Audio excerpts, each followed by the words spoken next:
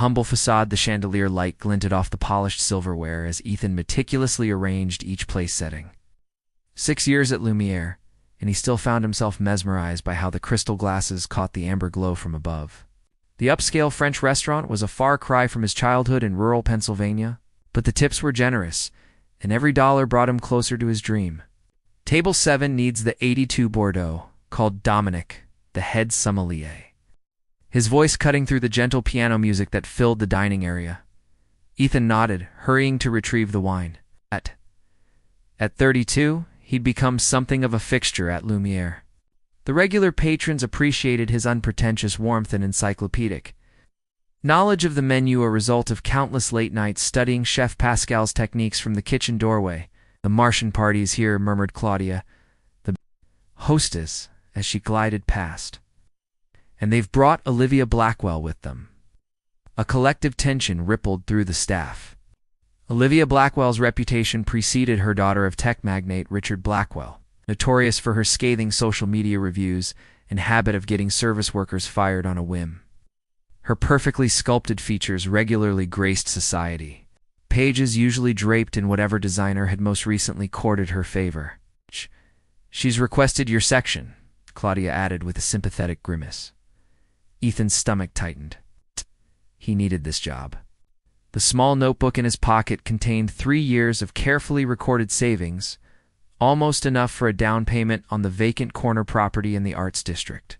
6 more months, and Hearth and Table would move from dream to reality. With Wesley Huntington, Claudia continued, referring to Olivia's latest conquest, a 40-something hedge fund manager whose net worth rivaled small nations. "I've got it," Ethan assured her, squaring his shoulders as he approached the table. Olivia barely acknowledged him, continuing her animated story about her recent yacht excursion in Santorini while examining her manicure. Wesley seemed more interested in his phone than her anecdote. "Welcome to Lumiere," Ethan began warmly. "Our chef's recommendation tonight is the poached halibut. We'll start with the truffle risotto and the foie gras," Olivia interrupted without looking up. "And bring me something with vodka and not too many calories." As Ethan turned to place their order, his phone vibrated. A text from Josephine. "Outside when you finish. No rush. Josephine Winters." The thought of her waiting patiently outside brought an involuntary smile to his face. They'd met at the farmer's market 2 years ago when he'd insisted on helping her carry an unwieldy box of heirloom tomatoes to her car. Her genuine laugh and thoughtful questions about sustainable agriculture had captivated him instantly. Through the window, he could see her sitting on a bench beneath the restaurant's awning, absorbed in a worn paperback. Her chestnut hair was gathered in a simple knot, and she wore the same navy cardigan she'd had since college. Despite countless offers to buy her something new, she insisted it brought her luck. What Josephine lacked in designer labels, she made up for in quiet intelligence and unfailing kindness. An elementary school librarian by day, an aspiring children's book author by night, she lived in a cozy apartment filled with books and plants, both of which seemed to multiply when no one was looking. "Is that your girlfriend?" Claudia asked, following his gaze.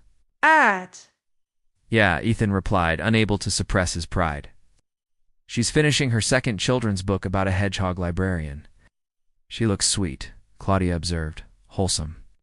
"She's the real deal," Ethan agreed, before refocusing on his tables. The evening stretched before him for more hours until he could join Josephine and hear about her day, her conversation invariably more satisfying than any meal served at Lumiere. Little did he know that tonight would append to everything he thought he understood about the woman he loved. Whispers and sneers, the evening progressed with the choreographed elegance typical of Lumiere. Waiters glided between tables, sommelier recommendations flowed as smoothly as the wine. The soft murmur of satisfied diners created a pleasant background hum. But at table 7, Olivia Blackwell's voice had steadily risen with each glass of her specially requested vodka cocktail. "I simply told him his yacht was charming, for a starter model," she declared with a theatrical wave of her hand that nearly toppled a crystal glass. Wesley offered a practiced chuckle while continuing to scroll through his phone.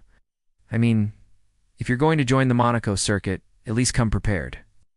Ethan approached with their entrees, carefully setting down Olivia's deconstructed lobster daisha, specialty that typically earned appreciative murmurs from patrons. The chef included a small tasting of his seasonal truffle emulsion, Ethan explained, gesturing to the artistic dollop on the plate's edge. Olivia barely glanced at the food before continuing her story. Anyway, the ambassador's wife was absolutely mortified when she paused, her attention suddenly caught by something beyond Ethan's shoulder. Her perfectly arched eyebrow lifted as her red lips curled into a smirk. Loud enough for nearby tables to hear? Looks like someone's lost their way to the public library. Ethan turned to see Josephine standing just inside the entrance, clutching her worn canvas tote bag. She'd come inside rather than continuing to wait in the increasingly chilly evening air. Her eyes met Ethan's, and she gave a small, apologetic wave, clearly not intending to disturb him at work. Is that vintage clothing, or just ... old? Olivia continued, her gaze sweeping dismissively over Josephine's simple outfit. Oh, I suppose. On a waiter's salary, thrift stores must be a necessity. Several patrons shifted uncomfortably in their seats. Wesley finally looked up from his phone, wincing slightly at his date's behavior, but saying nothing to curb it. Will there be anything else for your entrees? Ethan asked with practiced professionalism, though a muscle twitched in his jaw. I'm sure your little girlfriend could use some fashion advice, Olivia continued, ignoring his question. Those shoes with that bag? Tragic? Does she also cut her own hair? A flush crept up Ethan's neck as he noticed Josephine stiffen by the entrance. Claudia had moved to speak with her, likely explaining that staff weren't supposed to have visitors in the dining area. My girlfriend is perfectly happy with her appearance, Ms. Blackwell, Ethan replied quietly. As am I. How sweet, Olivia laughed, the sound like shattering glass. True love blind to fashion crimes. But honestly, if you ever want to move up from carrying plates, you might consider arm candy that doesn't look like she shops at a charity bin. Wesley cleared his throat. Olivia, perhaps we should... Oh, please, Wesley. She cut him off. I'm just offering career advice. Image is everything in this town. By now, Josephine had noticed the attention directed her way. Rather than shrinking under Olivia's scrutiny, she straightened her posture, adjusted her glasses, and gave Ethan a gentle smile that somehow conveyed both support and reassurance. I'll just wait outside, she mouthed silently to him before turning to leave. And there she goes, Olivia narrated loudly. Back to her little world of sensible shoes and clearance rack cardigans. Honestly, it's almost adorable in a pathetic sort of way. Something in Ethan snapped. 6 years of biting his tongue, of swallowing pride in the face of entitled behavior, suddenly felt too heavy to bear. Ms. Blackwell, he said, his voice low, but firm, I'd appreciate it if you'd keep your comments about my personal life to yourself. The table fell silent. Wesley's eyebrows shot up in surprise. Excuse me? Olivia's voice dropped dangerously. Your lobster's getting cold, Ethan replied evenly. Chef Pascal recommends enjoying it while the butter is still warm. Before she could respond, he turned and walked toward the kitchen, his heart hammering. In his chest, he could feel Dominic's warning glance from across the room. Speaking to a patron that weighs especially one of Olivia, Blackwell's status was grounds for immediate termination in the kitchen's sanctuary. Ethan braced himself against the stainless steel counter, breathing deeply. She asked for the manager, Claudia reported, slipping through the swinging door. Fitzgerald is handling it. Ethan nodded grimly. James Fitzgerald, the restaurant manager, was diplomatic but ultimately beholden to the restaurant's reputation. I'm sorry, he said quietly. But the way she spoke about Josephine... Claudia squeezed his shoulder. For what it's worth, most of the staff would have said worse. When Ethan finally emerged from the kitchen, Olivia and Wesley had left there. Meals barely touched, but fully paid for with a credit card slip conspicuously lacking a tip. Fitzgerald beckoned him to the office for what would undoubtedly be an uncomfortable conversation about customer service and the restaurant's elite clientele. Outside, Josephine waited patiently on the bench, her face illuminated by the warm glow of the restaurant's exterior lights, completely unaware that she had just become the catalyst for a confrontation that would irrevocably alter the course of their lives. Beneath the surface, the walk home from Lumiere that night was unusually quiet. Ethan's footsteps echoed against the brownstones lining the narrow street, his hand clasped firmly in Josephine's as she matched his hurried pace. "You're going too?" Where a hole in the sidewalk, Josephine finally said, gently tugging him to slow down. "What did Fitzgerald say exactly?" Ethan exhaled heavily, his breath visible in the October air. "I'm on probationary status. One more incident and I'm done." Josephine winced. "Because you defended me to that woman, because I spoke back to Olivia Blackwell, who apparently spent $30,000 on wine last month alone." He ran a hand through his hair. "2 more paychecks and I would have had enough for the down payment on the restaurant space." They turned onto Maple Avenue, where Josephine's third-floor apartment waited. The old converted warehouse building had uneven floors and temperamental plumbing, but its tall windows and exposed brick had charmed them both from the first viewing. "I shouldn't have come inside," Josephine said quietly. "I'm sorry." "Don't apologize," Ethan replied firmly. "You did nothing wrong. That woman was completely out of line." As they climbed the creaking stairs to her apartment, Ethan noticed Josephine's unusual silence. Normally, she'd be suggesting solutions or offering perspective that somehow made everything seem manageable. Tonight, she seemed distracted, almost troubled. "Hey," he said as she fumbled with her keys. "It's going to be okay. I'll figure something out." Once inside, Josephine moved to the kitchen without removing her cardigan. "Tea," she offered, already filling the kettle. "Joe," Ethan said, using his pet name for her, "talk to me. You're 1,000,000 miles away." She placed the kettle on the stove and turned to face him, leaning against the counter. In the soft light of her kitchen, her expression was unreadable. "I need to show you something," she said finally, "and I'm not sure how you're going to feel about it." Ethan felt a flutter of unease. In 2 years, Josephine had never been this cryptic. "Okay, ... It's in my study," she said, leading him to the small second bedroom she used as a workspace for her writing. The room was its usual organized chaos: storyboards pinned to cork tiles, reference books stacked in precarious towers, and her ancient desktop computer humming in the corner. But Josephine bypassed all of this. Heading straight for the closet, she pulled out a metal lockbox from the top shelf and set it on her desk. From her pocket, she produced a small key and hesitated before inserting it into the lock. "Remember when we first met and you asked about my family?" she began. Ethan nodded slowly. "You said they were in publishing and lived abroad, that you weren't close. That wasn't entirely accurate." She opened the box and removed a thick manila envelope. "My father doesn't publish books. He publishes magazines. About 30 different titles, actually." She handed him the envelope. Inside was a stack of legal documents, and on top, a glossy magazine. The masthead read Winters Media Group, and below it, Chairman Thomas Winters. Ethan's brow furrowed in confusion. Winters Media? But that's the 4th largest media conglomerate in the country, Josephine finished for him. "Yes, your father is Thomas Winters." Ethan's voice rose in disbelief.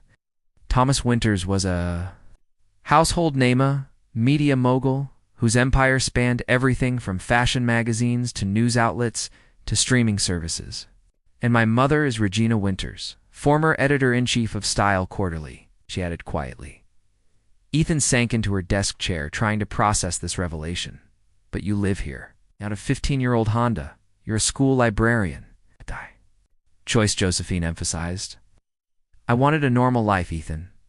One where people saw me, not my family's fortune or connections."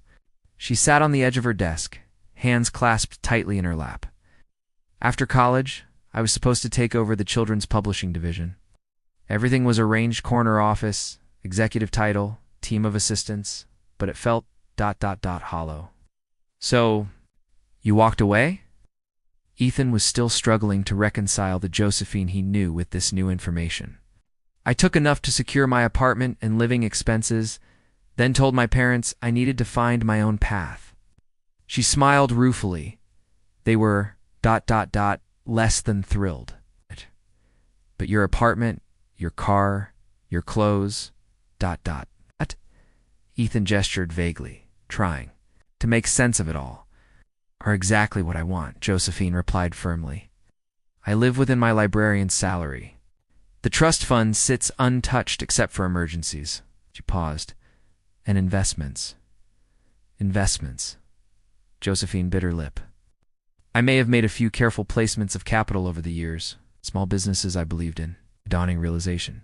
Spread across Ethan's face, Lumiere? You're an investor in Lumiere? She nodded, a silent one.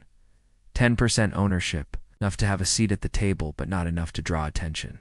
Does Fitzgerald know? Only the owner, Marcel, knows. The full details. The rest of the board knows me only by my investment corporation name. She reached for his hand. I never said anything because it would have complicated things between us. I wanted you to see me for me, not as some rich heiress playing at being normal. Ethan's mind was racing. The humble school librarian he'd fallen in love with was actually the daughter of a billionaire media tycoon. She owned part of the restaurant where he'd been slaving away for 6 years. All this time, while he'd been counting pennies and working double shifts, double quotes. Why tell me now? He asked, his voice carefully neutral. Josephine's eyes met his, steady and resolute. Because that woman tonight's sheet represents everything I've been trying to escape. The hollow privilege, the casual cruelty, the obsession with status. She squeezed his hand. And because I love you too much to keep hiding who I am, especially when I could help you achieve your dream.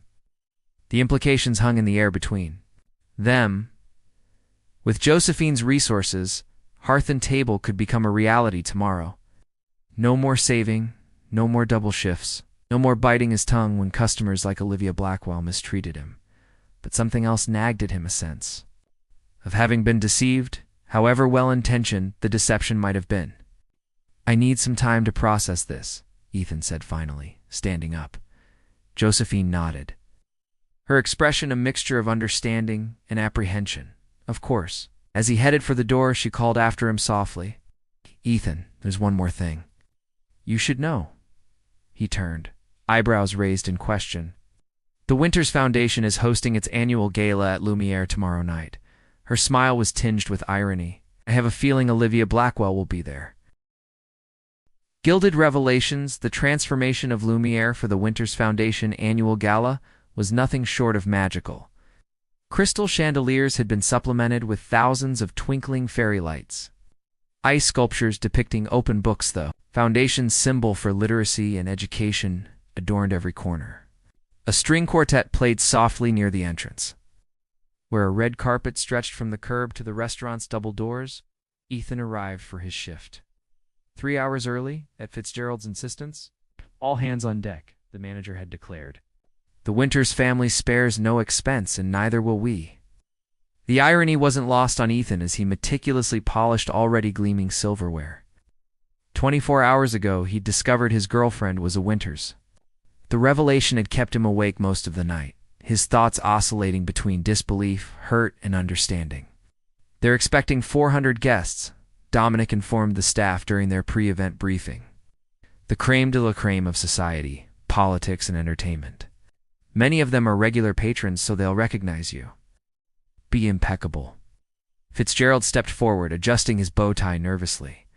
The Waiter'S family themselves will be present, including Thomas and Regina Waiter'S. He cleared his throat.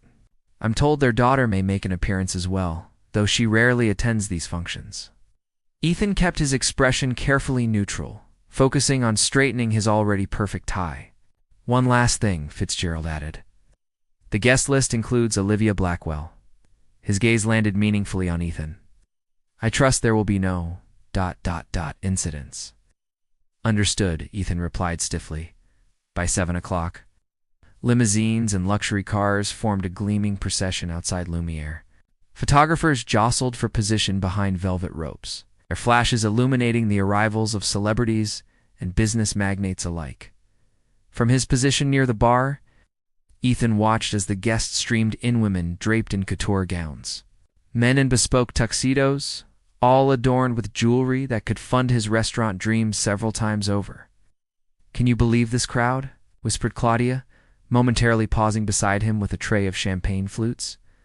"I just served the governor." "And that actress from the superhero movies?" Ethan nodded absently, his attention caught by a commotion at the entrance. The photographers had surged forward, their cameras aimed at a sleek black Bentley that had just pulled up.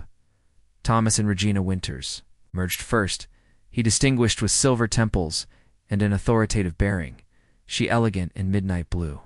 With a diamond collar that caught every light in the vicinity, the crowd parted respectfully as they made their entrance. Greeting acquaintances with practiced warmth, Ethan found himself holding his breath, wondering if Josephine would follow. But the door closed behind her parents, and the Bentley pulled away. He felt an unexpected pang of disappointment, followed by confusion. Had she changed her mind about attending? Their parting the previous night had been awkward at best. With Ethan promising to call once he'd processed everything, an hour into the event, Ethan was serving canapés to a group of tech executives. When Olivia Blackwell entered on the arm of a different companion, an older man, Ethan recognized as a prominent real estate developer.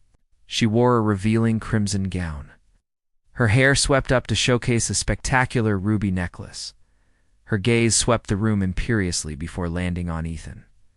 Recognition flickered in her eyes, followed by a cold smile. Deliberately, she steered her companion in his direction. "Well, if it isn't our outspoken waiter," she drawled, loud enough for those nearby to hear.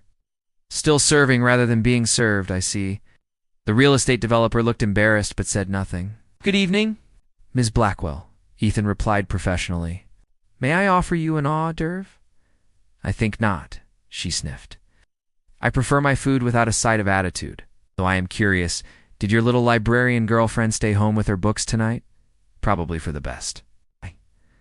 This crowd might be a bit overwhelming for her kind."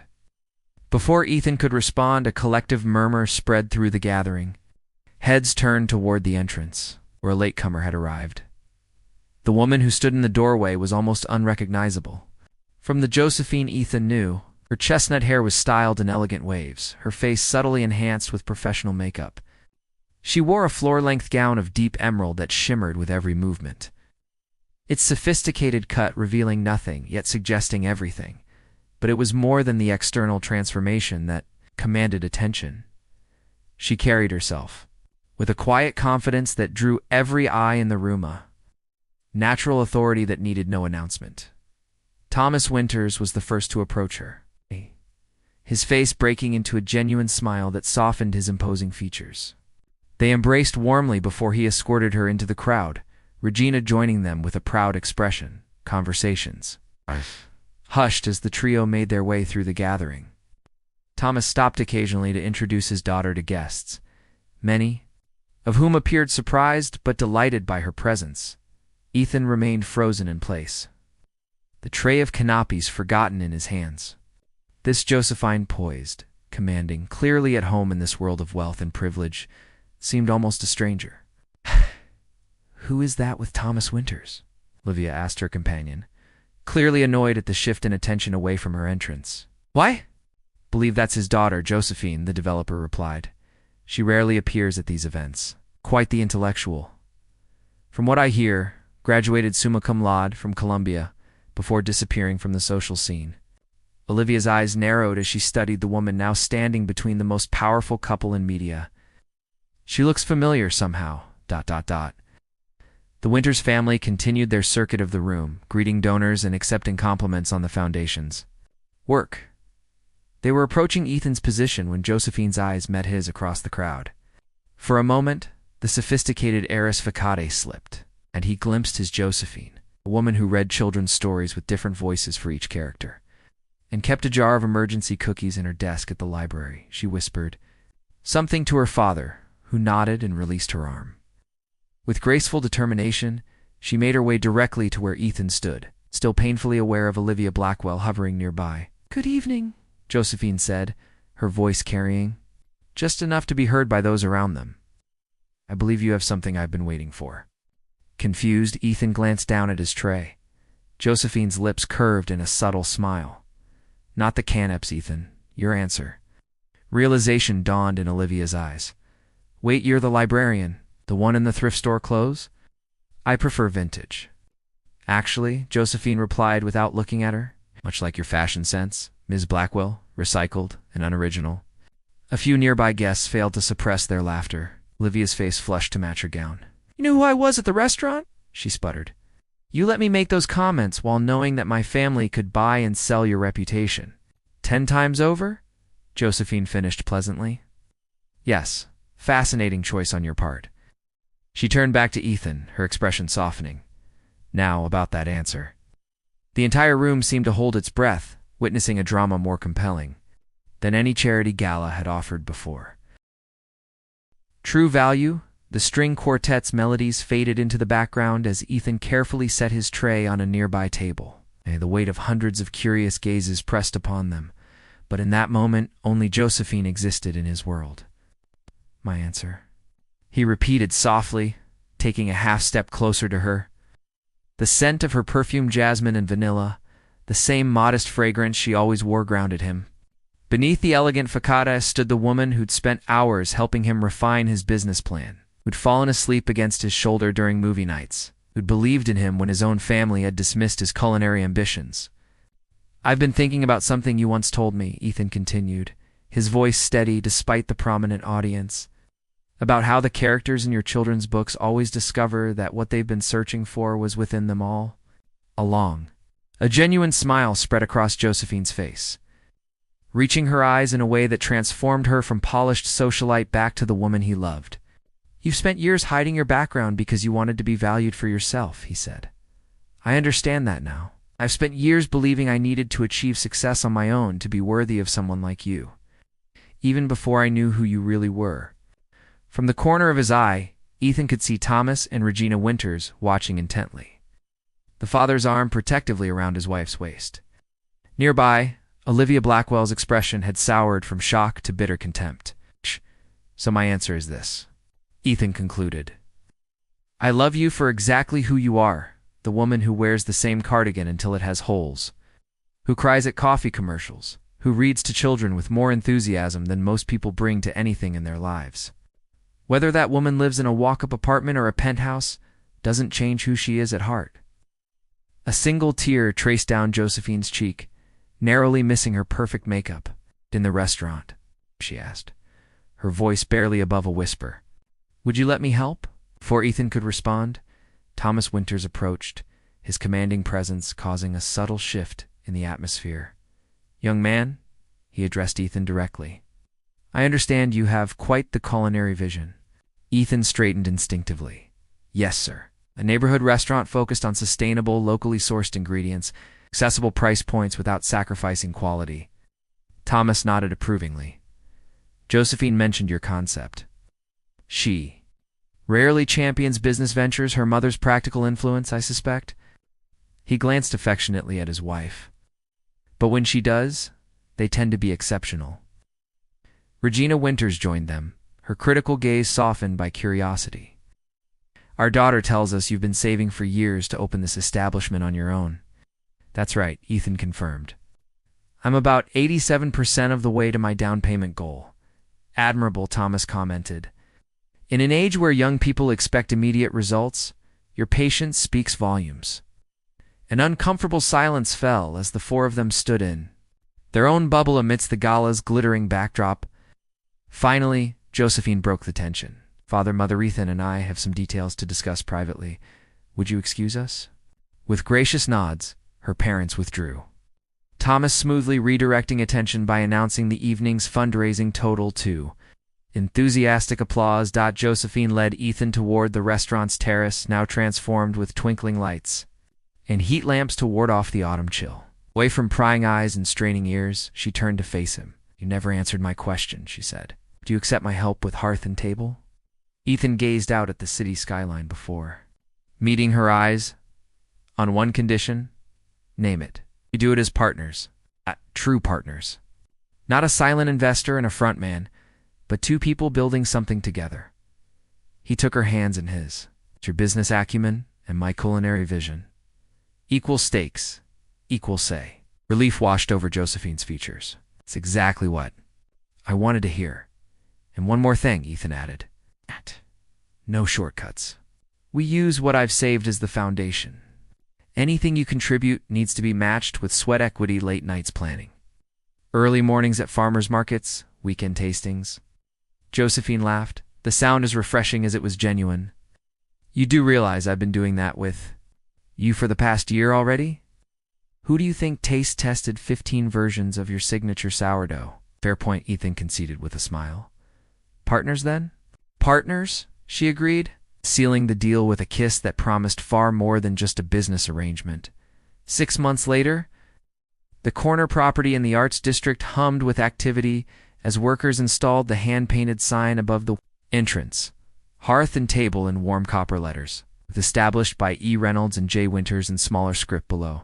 Inside, Ethan supervised the placement of reclaimed wood tables, while Josephine arranged books on shelves built into the walls, a signature touch that blended their passions. The open kitchen gleamed with carefully selected equipment, much of it sourced from sustainable manufacturers. The reservation system is already filling up for opening week, Josephine reported, scrolling through her tablet. That food blogger you admire requested a table for Thursday. And the community dinner program? Ethan asked, referring to their initiative to serve subsidized meals to neighborhood residents in need every Sunday. Fully funded for the first year, she confirmed.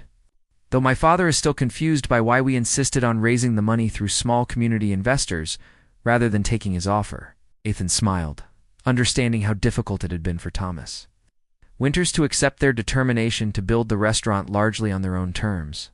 The media mogul had eventually come around, impressed by their business plan, and perhaps more importantly, by the genuine happiness his daughter had found. The front door chimed as a delivery person arrived with a large arrangement of flowers. The card read simply, 2 new beginnings. With reluctant respect, oh, be Olivia Blackwell? Ethan asked incredulously. Josephine grinned. She applied for membership at my mother's charity board last month. Apparently her social standing has suffered some adjustments since the gala. The flowers are likely a peace offering. Generous of her, Ethan remarked, placing the arrangement on the host stand. Or strategic, Josephine countered pragmatically. Either way, they're beautiful flowers. As evening approached, they stood together at the entrance of their nearly completed restaurant. Through the windows, the neighborhood's artistic community strolled past. Students, creators, families. Exactly. The clientele they hoped to serve?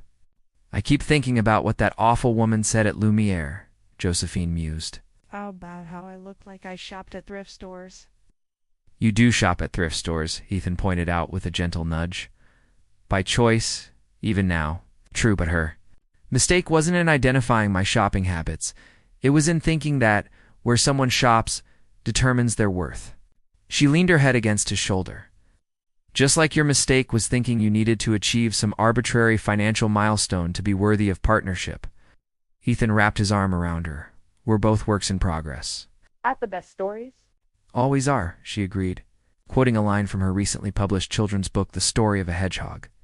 Chef and a bookworm rabbit who built a home where everyone belonged. Outside, the sun began to set, casting a golden glow through the restaurants, windows. In 6 days, they would open their doors to the public. The journey hadn't been without challenges. Josephine's parents still occasionally struggled to understand their determination to succeed without leveraging the full Winters fortune. And Ethan had needed to overcome his pride to accept that. Partnership didn't mean absolute independence, but as they stood together in the warm light of their shared dream made manifest, one truth was abundantly clear. The value of what they'd built extended far beyond the financial investment. They had created something authentic in a world often dominated by appearances, a place where both sustenance and stories would nourish all who entered. Ready for this? Ethan asked, gesturing to their creation. Josephine smiled up at him, the same smile that had captivated him that day at the farmer's market, enhanced by the confidence that comes from being fully known and accepted. I've been ready my whole life, she replied. I just needed the right partner for the journey. And in that moment, surrounded by the fruits of their combined vision, they both recognized that true fortune had little to do with family names or bank accounts. It lived in the courage to be authentic, the wisdom to recognize genuine value, and the heart to build something meaningful together. The restaurant would open, meals would be served, stories would be shared. And to people who had found each other beneath the layers of expectation and pretense, would continue writing their story one plate, one page at a time.